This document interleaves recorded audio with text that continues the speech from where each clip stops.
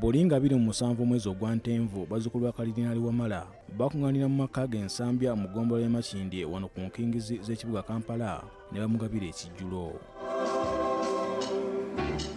N'olwaleero bwe gubadde era omukolo gutandisa na kitambiro kya mmisa ekikulembeddwa muzzukulu we Reverend Father Bonaventure Sebyanziwaswa era bw'abadde ayigiriza akubiriza abooluganda okusigala nga banywevu n'okusabira Kalidinaali Katonda ayongere okumukuuma.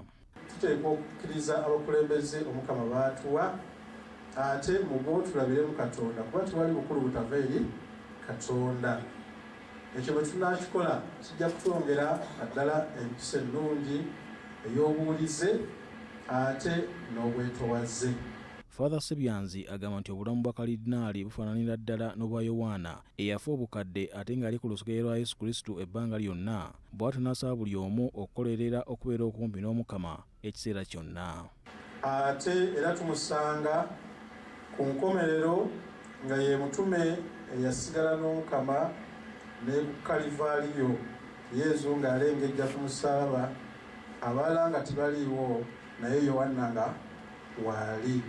Kalidinaali Emmanuel Wamala ebazza Katonda olw'ekirabo ky'obulamu kyamuwadde nga kati alina egy'obukulu 97 wabula ng'emyaka 17 gyonna agimaze awumudde obuweereza. Nebaza olw'emyaka 97 egy'obulamu, emyaka 66 egy'obusaseredo, emyaka 42 egy'obwepisikoopi, emyaka 29 egy'obwa Kalidinaali, n'emyaka 17 okubalana kandi kukuwummula. Kalidinaali asabye buli omu okwagaliza munne ebirungi era okukola kyonna ekisoboka ekiri mu busobozi bwe okulaba nga munne atuukiriza ekirooto kye mu bulamu bwe. Ntuusa okusiima kwange eri buli yonna awaliridde obulamu bwange obw'omwoyo n'obw'omubiri, era nina essanyu okubategeeza nti ndi mumativu mu byonna. Abakukunavu ab'enjawulo beetebye mu mmisa eno okubaddeko ne minisita omubeezi w'ebyenjigiriza ebyawaggulu Dr. Jesse Muyingo era mu kwogera kwe agamba nti olunaku luno lwakwebaza olw'obulamu bwa Kalidinaali Emmanuel Wamala.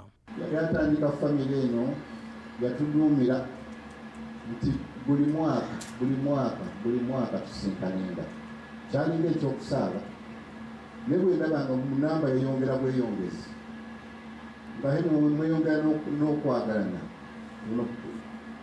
Yowaana kwayogeddeko mweyongera n'okunywera mu ddiini, nze wamma ngamba nti nanjagadde buli omu ku mmwe mugweko mu kifuba ate muwe minisitiri yo handshake. Oweekitiibwa Muyingo asaba Kristo okwetanira enteekateeka za gavumenti basobole okwekulaakulanya. Naddala eyogoba obwavu mu maka njagala tuzeetabemu, tuleme kubeera nti tebitukwatako. Waliwo n'eziministry yaffe tulina scholarships, tugaba ne loans eri abaagala okusoma nga tebalina ssente. Tuyitawo buyisi nti nze tebinkwatako. Osiano Mukiibi, BBS Telefayina, ageesigika.